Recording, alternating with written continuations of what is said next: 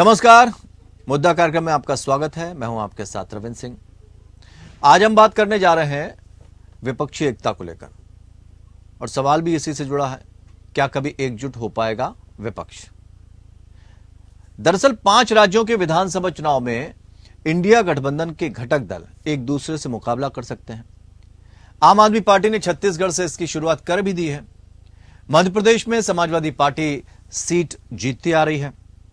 वहीं राष्ट्रीय लोकदल राजस्थान में कई सीट पर असरदार रहा है। दिल्ली के मुख्यमंत्री और आम आदमी पार्टी के संयोजक अरविंद केजरीवाल ने छत्तीसगढ़ विधानसभा चुनाव के लिए प्रचार भी शुरू कर दिया है। पिछले सप्ताह उन्होंने चुनावी रैली को संबोधित करते हुए 10 गारंटियों का भी ऐलान कर दिया था। इसके साथ ही पार्टी ने छत्तीसगढ़ के साथ मध्य प्रदेश के लिए सह प्रभारी नियुक्त किए। राष्ट्रीय लोकदल ने राजस्थान विधानसभा चुनाव के लिए 17 सितंबर को राज्य कार्यकारिणी और जिला अध्यक्षों की एक बैठक बुलाई। इसमें रालोद अध्यक्ष जयंत चौधरी भी शिरकत करेंगे।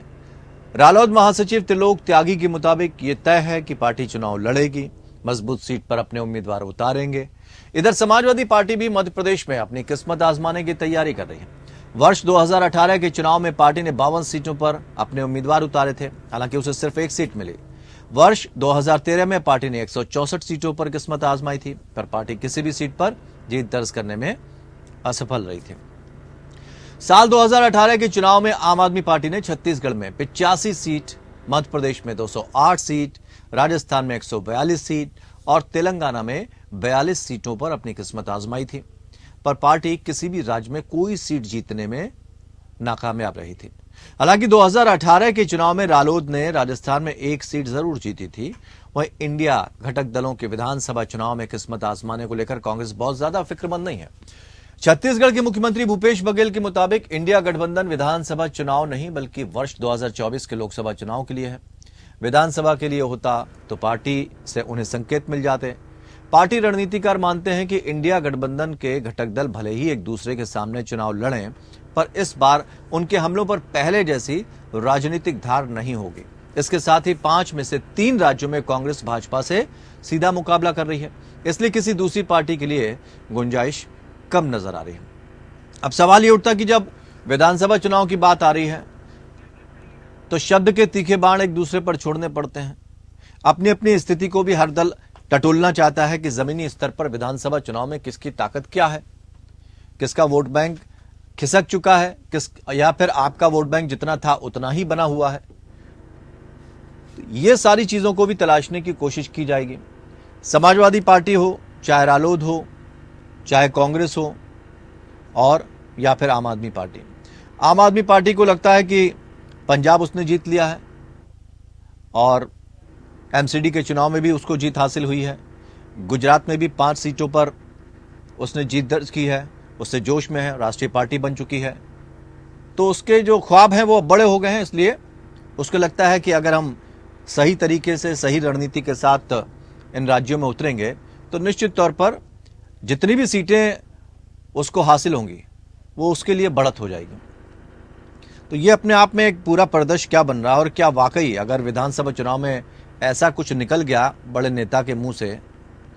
अक्सर जब एक दूसरे पर तीखे बाण छोड़े जाते हैं शब्दों के, तो ये समझना होता है कि भाई कुछ ऐसा ना निकल जाए जैसे अपने सहयोगी दल, साथी दल नाराज हो जाएं। तो चुनौतियां कम नहीं है इंडिया के सामने, इन सारी बातों को हमें समझना होगा।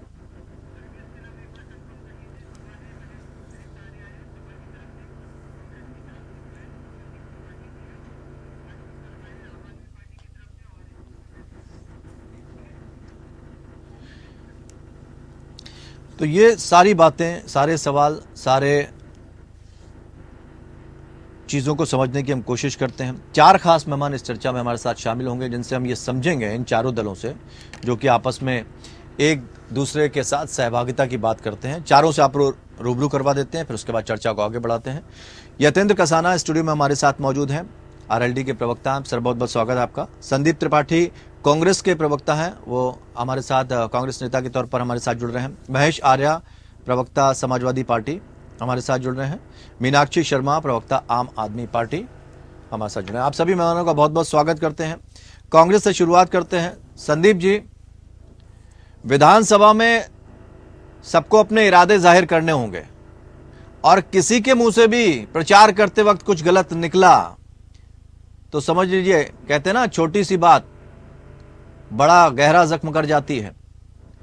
लेकिन सवाल यह है फिलहाल कि इस तरह से अगर अलग अलग चुनाव लड़ेंगे तो क्या लगता है कि 2024 का जो चुनाव होगा उसमें आप एकजुट हो पाएंगे? देखिए रविंद्र जी, आपका बहुत पत्रकारिता का अनुभव रहा है। एनडीए के बहुत सारे दल जो आज भी गठबंधन में हैं, वो केंद्र में साथ हैं और राज्यों में अलग अलग चुनाव लड़ते हैं। ये जो साथ हुआ करती थी, वो राज्यों में अलग अलग चुनाव लड़ती थी, केंद्र में इनके साथ रहती थी या एक पर्टिकुलर राज्य में साथ रहती थी। तो किस तरीके से आप अलायंस किन मुद्दों पर और किन सहमति के आधार पर गठबंधन बना रहे हैं, वह इस बात पर निर्भर करता है। अब अभी आपने बात कही कि कुछ निकल जाए तो निकलने की बात आप करिएगा ना, तो अभी बताइए, हमारे देश के प्रधानमंत्री मानता हूँ वो झूठ बोलते हैं, मुझे पता है, लोग जब वो बोलते हैं तो फैक्ट चेक करते हैं, लेकिन उन्होंने कहा महाराष्ट्र में कि अजीत पवार सत्ता है, चोर है, उसके बाद 4 दिन बाद साहब, 4 दिन बाद वो आपके सहयोगी दल में नहीं है, वो आपके सहयोगी दल में नहीं है, आपके सहयोगी दल में जो है उनकी अभी बात कर लेते हैं। प्रधानमंत्री जी क्या बोल रहे हैं उसको लेकर तो आप सब एक हो रहे हैं ना, उसी पे बात कर रहे हैं साहब। हमने बताया कि क्या इफेक्ट होता, जरा देखिए तो, मतलब क्या बोला था, 4 दिन पहले चलते हैं 70,000 करोड़ रुपया लूट लिया और 4 दिन बाद डिप्टी सीएम।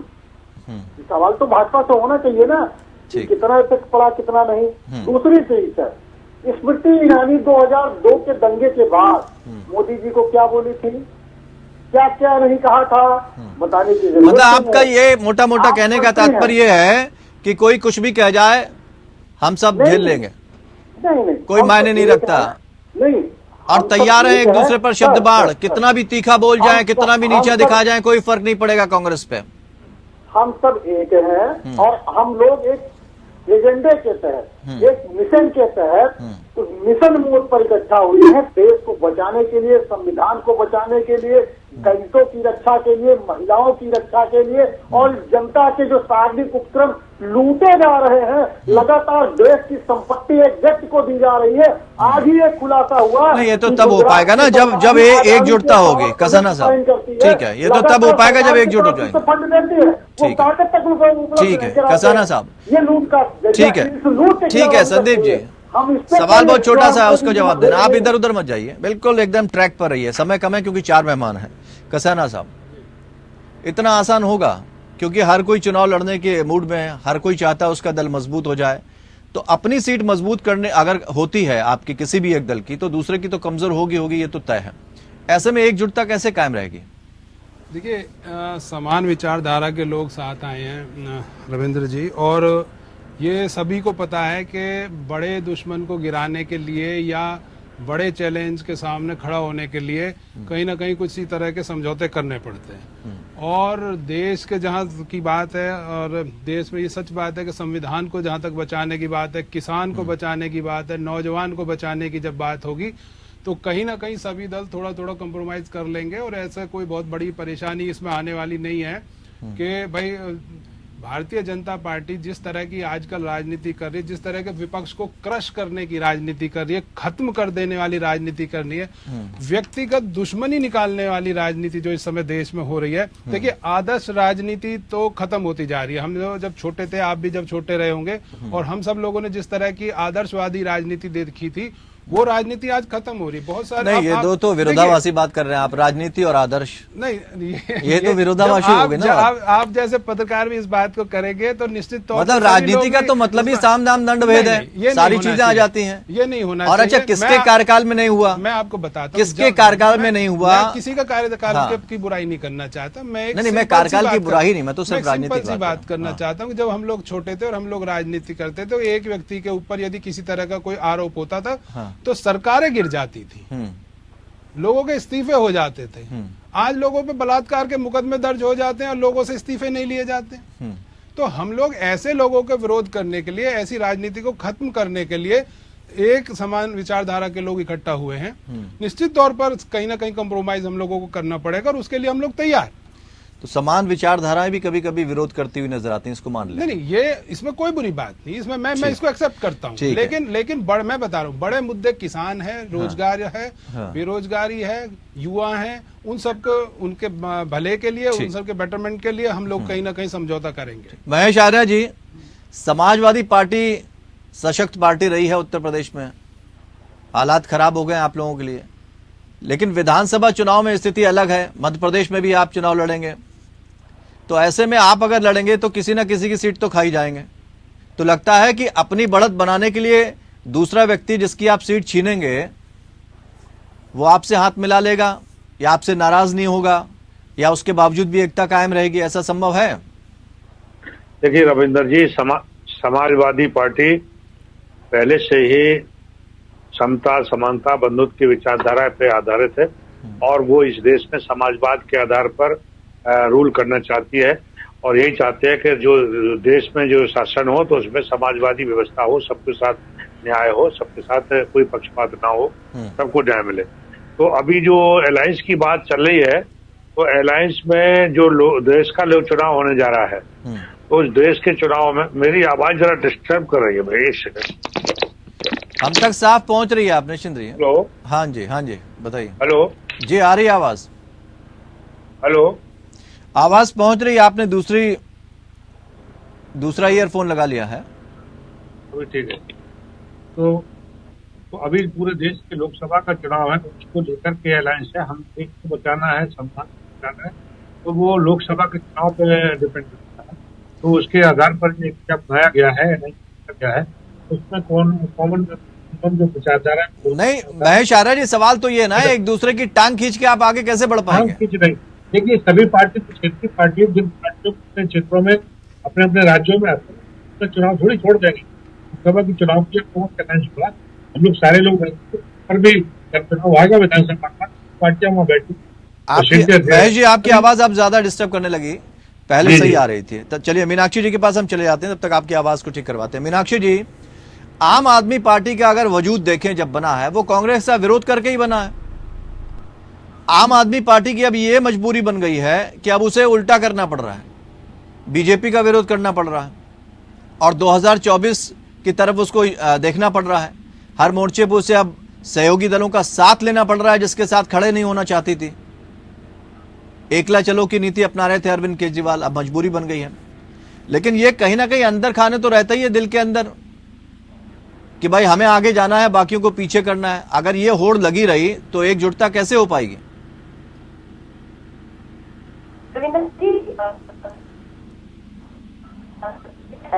लोकसभा है वो बिल्कुल नागरिक के लिए, हर दल के लिए इंडिया के देश स्तर पर ही है। आज देश के मुद्दों पर यह गठबंधन बना है क्योंकि आज जो बीजेपी पार्टी है वो लोकतंत्र की हत्या कर रही है, संविधान की हत्या कर रही है, संविधान को नहीं मानती है और आपका यहाँ तक कि उच्च न्यायालय और सर्वोच्च न्यायालय के न्याय तक को पलट दे रही है, अपनी शक्तियों का दुरुपयोग कर रही है। वो आज सीबीआई का दुरुपयोग करके विपक्षी पार्टियों के नेताओं को झूठे आरोपों में जेल भेज रही है, उन्हें डरा रही है, धमका रही है, तोड़ फोड़ की राजनीति करके राज्यों में सरकारें बना रही है। ये देश के लिए बहुत ही खतरनाक स्थिति है और आज इस देश को इस खतरनाक स्थिति से निकालने के लिए जितने भी इंडिया के दल हैं वो सब एक सहमति से एक विचारधारा के तहत लोकसभा का गठबंधन बना है और वो बहुत मजबूत और हमेशा मजबूत रहेगा। और आम आदमी पार्टी तो दलों को इस बात का एहसास, मीनाक्षी जी, दलों को इस बात का एहसास तब हुआ जाकर जब सबके वजूद पे संकट खड़ा हो गया। उससे पहले सब कुछ ठीक था। देखिए, जब बहुत अति हो जाती है तो सबको आगे आना ही पड़ता है। आज बीजेपी ने अति मचा दी है। आज उन्होंने देश के अंदर जो स्थिति खड़ी कर दी है वो बहुत ही भयावह है।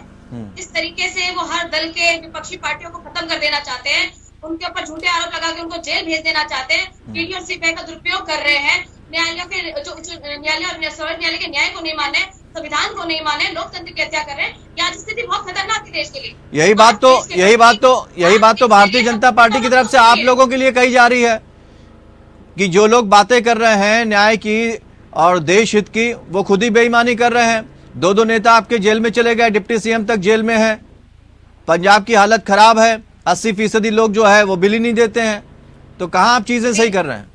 रविंदर जी, सबसे बड़ा फोबिया तो केजरीवाल सरकार से ही है बीजेपी को। आज अगर सिसोदिया जी बीजेपी ज्वाइन कर ले तो सारे आरोप मुक्त हो जाएंगे वो।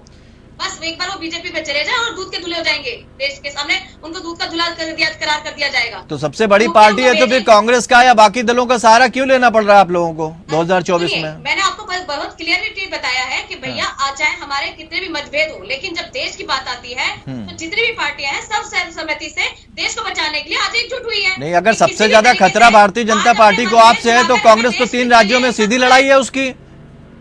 तो राज्यों के मुद्दे और देश के मुद्दे बहुत डिफरेंट है। आज राज्यों में सब स्वतंत्रतापूर्वक देखिए, किसी में कोई मतभेद नहीं है, कोई इसमें कंफ्यूजन नहीं है, पूरी तरह से क्लियरिटी है कि राज्यों में सभी पार्टियां अपना इलेक्शन लड़ेंगे, अपने अपने मुद्दों को लेकर जाएंगी, अपनी अपनी उपलब्धियां गिनाएंगी, बाकी जनता का फैसला है किसको चुनाव लेकर आती है।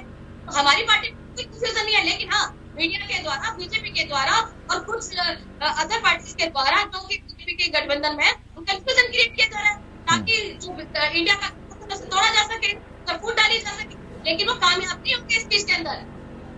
आज संदीप जी, ठीक है संदीप जी, सबसे ज्यादा खौफ भारतीय जनता पार्टी को तो आम आदमी पार्टी से है, तो यानी बाकी दल तो छोटे हो गए अपने आप ही।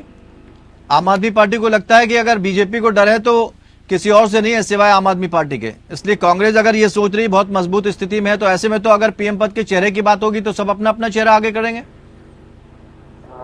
सर इस बात में कहूँ, आप या मोदी जी कोई कितनी भी कोशिश कर लें, हम एक हैं ये मैं बताना चाहता हूँ। और अभी कोई छोटा बड़ा नहीं होता, जो साथ में पंगत में बैठते हैं लोग ना सर, तो बराबरी के होते हैं। आपके देखने का नजरिया क्या है, बात उस पर डिपेंड करती है कि गिनती आप कहाँ से शुरू कर रहे हैं। मतलब आप ये भरोसा दिला रहे हैं कि लोकसभा चुनाव जब होंगे तब सीटों का जब बंटवारा होगा तो बराबरी से होगा, कम ज्यादा नहीं होगा, यही ना? कोई छोटा बड़ा नहीं है। बिल्कुल सर, जो जो जिस लायक होगा, जितना मांगेगा। अब देखिए लायक पे आ गए कसाना साहब। मैं कसाना साहब ये ठीक बात है। अब देखिए आप ये नहीं होता वो कह रहे हैं बंटवारा कोई छोटा बड़ा नहीं होता, ये मान ले रहे हैं ना आपकी बात? सर बतिया तो आ जाने दीजिए। हाँ। आधी बात भी खतरनाक होती है सर। अच्छा तो फिर बराबर कैसे हो गए? बराबरी किस हिसाब से कह रहे हैं? मेरे कहने का अर्थ ये है कि हम सब बराबर हैं। आपने ये कहा कि सीटों की अगर आप बात कर रहे हैं, हम दोनों लोग एक साथ खाना खाने के लिए बैठे हैं और आपकी 4 रोटी की क्षमता है तो आप 4 खाइएगा, और हमारी 2 ही पचाने की क्षमता है तो 2 पचाएंगे। इसका मतलब हम थोड़े ना छोटे बड़े हो गए। अच्छा, हम साथ में बैठे हैं, साथ में खा रहे हैं, अब उसमें छोटा बड़ा नहीं हो गए। एक बात और सर, आपके माध्यम से एक बात और मैं बता दूं, घोषी चुनाव जो कि उपचुनाव उत्तर प्रदेश में हो रहा है, आज अजय राय जी ने अपनी कर्म से पहला फैसला करते हुए जो है उत्तर प्रदेश कांग्रेस कमेटी का समर्थन समाजवादी पार्टी के प्रत्याशी को दिया। आपके माध्यम से एक लेटेस्ट खबर बता दे रहा हूँ सर। अभी आपने कहा सर एक बात और, जैसा भी आपने कहा बहुत सारे सवाल खड़े हो रहे हैं यहाँ पे, आपने खड़े किए कि कौन है छोटा है कौन बड़ा है। तो ये सारे सवाल भारतीय जनता पार्टी से भी होने चाहिए कि वहाँ पर कौन छोटा है कौन बड़ा है। पहले तो ये लोग सर एनडीए की बात नहीं करते, आज एनडीए की बात कर रहे हैं ना। 9 साल हो गए सर, एक एनडीए की बैठक नहीं करते। अगर आज एनडीए की बैठक करते हैं ये लोग, और मोदी जी जब सदन में कहते थे छाती पीट पीट के कि एक अकेला शेर सब पर भारी है, तो क्या सर वो शेर अब बकरा हो गया है जो 38 बकरियों? नहीं, उन्होंने तो ऐसा कुछ कहा नहीं ना। अभी तो आप नहीं, उन्होंने छाती पीटी थी और संसद में पीटी थी, आप शायद देख नहीं पाए हो। संसद में नहीं, मैं कह रहा हूँ क्या उन्होंने कहा है तो उनको उतनी सीटें मिल रही ना अभी, और उनको हरा जब आप उस पर मान लीजिए कर्नाटक हिमाचल वाली स्थिति आप दोहरा पाएंगे तभी ऐसी स्थिति बनेगी ना। मैं कुछ कहना चाहूंगा। ठीक, कसाना साहब कुछ कहना चाह रहे हैं? देखिए मैं ये कहना चाहता हूँ, कांग्रेस पार्टी में ठीक है राहुल गांधी की ये कहा जा रहा है इमेज सुधरी हुई है, लेकिन अभी आपको जो फैन फॉलोइंग जिस तरह से बढ़ी है वो भी एक अच्छा संकेत है आप लोगों के लिए, लेकिन ये भी कहा जा रहा है कि उतने अच्छे संकेत नहीं है कि वो बराबरी कर ले जाके। देखिए रविंदर जी, संकेत बहुत अच्छे हैं और ये चीजें तब होंगी जब आपकी पूरी सेना एक हो जाएगी। और बिल्कुल सच बात यह है कि सेना पूरी एक है, कहीं कोई किसी तरह का। एक लास्ट पॉइंट बोलना। हाँ संदीप जी, अभी आपने जो ये बात कह रहे हैं, संक्षेप में बोल। पहली बात तो मैं ये कह दूं कि जिस तरीके से आप कह रहे हैं कि राहुल गांधी जी की फैन फॉलोइंग और इससे, देखिए भारतीय जनता पार्टी के जो भी चैनल सर्वे कर रहे हैं अरे सर, हम आपके सर्वे की बात कर रहे हैं। 112 सीट से शुरुआत की थी, हाँ। आज 193 तक वही पहुंचा दिए सर। हाँ। 112 से 193 पहुंचा दिए, तो आप समझ लीजिए कि हम 300 पार हो चुके हैं। अच्छा, ठीक है, ये तो खैर समय बताएगा। जीत कर हम आएंगे बात सर। पूरी, ठीक ये है, गठबंधन 400 सीटें जीत कर आएगा। देखिए ठीक है। मैं अब कांग्रेस की कितनी आएगी ये देखना है। देखिए मैं कह रहा था कांग्रेस की ये देश बचना चाहिए, ठीक है, संविधान इस बचना तरह- नहीं है। ठीक है, ठीक है, ये संजय बलिदान जी। दीजिए कांग्रेस आ तैयार रहे हैं कसाना साहब को बोल लीजिए, महेश जी के मैं पास ये भी कह जाना रहा था कि आप एक तरह से प्रयास कर रहे हैं, एक तरह से कि भाई हमारे परिवार में झगड़ा हो, कैसे होगा, फिर उसे सुलझाएंगे नहीं, कैसे। हम तो कह रहे हैं कि हम तो झगड़ा कह ना रहे हो। हैं, झगड़ा है ही नहीं। इसलिए मैंने ये सवाल देखिए- उठाया क्योंकि शरद पवार जी की बातें जो है इस समय थोड़ा घबराने वाली नहीं, हैं। किसी की नहीं। महाविकास मैं अघाड़ी तो- की भी हालत सर, जो है मैं ठीक तो ये नहीं लग कहना रही है। चाहता हूँ रविंदर जी, इसलिए कहना चाह रहा हूं। 38 दलों को लेकर हाँ। भारतीय जनता पार्टी ने गठबंधन किया है कि नहीं किया है? किया है ना। ठीक है। प्रधानमंत्री जी ने उसकी घोषणा भी की है खुद। ठीक है। और 38 दल नहीं है, मैं तो कहता हूं उनके पास 40 दल हैं। एक सीबीआई और एक ईडी भी है। बिल तो सारे पास सबको करा दिए मिलाकर ना। 40 दल उनके जिस पास बात हैं। के लिए आम आदमी पार्टी ने देखिए- आप लोगों का देखिए- सहारा लिया था वो तो देखिए- फलीभूत नहीं हुआ ना। हमारी स्ट्रेंथ कम है तो इसमें क्या कर सकते हैं। हाँ। यदि हमारी लोकसभा में और राज्यसभा में स्ट्रेंथ कम है तो बिल तो पास होंगे, इसमें कौन सी बड़ी बात है। ऐसा थोड़ी कि उन्होंने कहीं से कुछ नया कर दिया है। भाई जो जिसकी जैसी संख्या होगी, कल हम जब ज्यादा होंगे तो हमारे बिल पास हो जाएंगे, उनके गिरा दिए जाएंगे, इसमें कौन सी बड़ी बात है।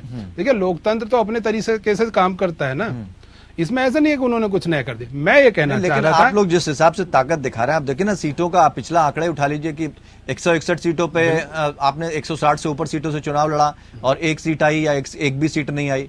इस तरह के आंकड़ों से कौन कितना मजबूत है ये आंकना जल्दबाजी होगा ना। रविंदर जी देखिए, समय के साथ परिस्थितियों के अनुसार चीजें बदलती रहती हैं, चीजें बदलती हैं। ठीक है। और बदला ये है, आप मेरे को एक मैं छोटी सी बात बता दूं, लोग कहते हैं कि प्रधानमंत्री बहुत पॉपुलर है। मैं एक चीज बस कहना चाह रहा था कि इसरो में एक लाइन और है मेरी कि अब ये यदि पॉपुलरिटी चेक आप पता नहीं कैसे करते हैं, अभी सब बहुत सारे टीवी चैनल पे चल रहा था कि प्रधानमंत्री का लाइव शो देख रहे थे लोग। 40 लाख लोग उस पे उस समय इसरो को देख रहे थे और उसमें से गिरकर अगर चलिए ठीक है 40% लोगों ने टीवी बंद कर दिया। 2024 में इतनी सीटें आ गई आप लोगों की, सरकार बनाने में आप लोग कामयाब हो गए, पीएम पद का चेहरा कौन होगा? देखिए रविंदर जी, ये कोई विषय नहीं रहा है और मैं समझता हूँ भारतीय जनता पार्टी से सवाल पूछना चाहिए कि खुदा न करे अगर कुछ कल मोदी जी को हो जाए तो उनके पास चेहरा कौन होगा। हमारे पास अपोजिशन के पास बहुत चेहरे हैं, जो भी दल हैं उसके अच्छा, पास चेहरे हैं। कोई 3 चेहरे बता दीजिए। उत्तर प्रदेश से बहुत बड़ा कोई 3 चेहरे बता दीजिए ऐसे उत्तर प्रदेश में जो प्रधानमंत्री पद के दावेदार हों। अखिलेश यादव जी बहुत अच्छे मटेरियल रखते हैं और हर दल के पास चेहरा है। जब संख्या बल आएगा तो यही पार्टी होगी के बीच में। महेश जी को बोलने दीजिए बात। मेजोरिटी बड़ी है, जो भी संख्या बल आएगा उसके आधार पर। महेश जी कोई 3-4 चेहरे बता दीजिए ना। अरे मैंने बता दिया, हर पार्टी के पास कई चेहरे हैं। समाजवादी पार्टी के पास अखिलेश यादव भी चेहरे हैं, कांग्रेस पार्टी पर राहुल गांधी है, जदयू के पास नीतीश कुमार जी है, आम आदमी पार्टी के पास उससे कुछ लीजिए प्रवक्ता बैठे हुए हैं। इंडिया के पास चेहरों की कोई कमी नहीं है, प्रतिभाओं की कोई कमी नहीं है। ये समस्या है भारतीय जनता पार्टी की कि खुदा न करे उनके नेता कुछ हो गया तो वो चेहरा कहां से लाएंगे। हमारे पास उम्मीद पे दुनिया काम है। बहुत बहुत शुक्रिया आप सभी मेहमानों का इस चर्चा में शामिल होने के लिए। लेकिन सब अपनी अपनी जीत के दावे हैं, लेकिन विधानसभा चुनाव की लड़ाई भी दिलचस्प होगी, देखना होगा, क्योंकि सभी दल, ये कहा गया जिस तरह की बातचीत चली जब सब दल एक हुए, इंडिया बना, कि हर व्यक्ति कम से कम अपनी जमीन भी तलाश ले, जिसकी जितनी सीटें आ जाएंगी वो बेहतर है, उसकी ताकत उतनी बढ़ेगी और जितनी ताकत बढ़ेगी इन विपक्षी दलों की उतना ही इंडिया मजबूत होता चला जाएगा। इस तरह की उम्मीद जताई जा रही है। लेकिन सवाल यह है कि वाकई क्या 2024 का मुकाबला इन विधानसभा चुनाव के ऊपर, इनके गठबंधन के ऊपर, इनकी एकता के ऊपर टिका है, या भारतीय जनता पार्टी के लिए ट्रैक एकदम साफ है, उसे पता है कि कमजोर कड़ी कौन है, कहां से किसको तोड़ना है और जनता किसके फेवर में है। समय बताएगा। फिलहाल इतना ही। नमस्कार।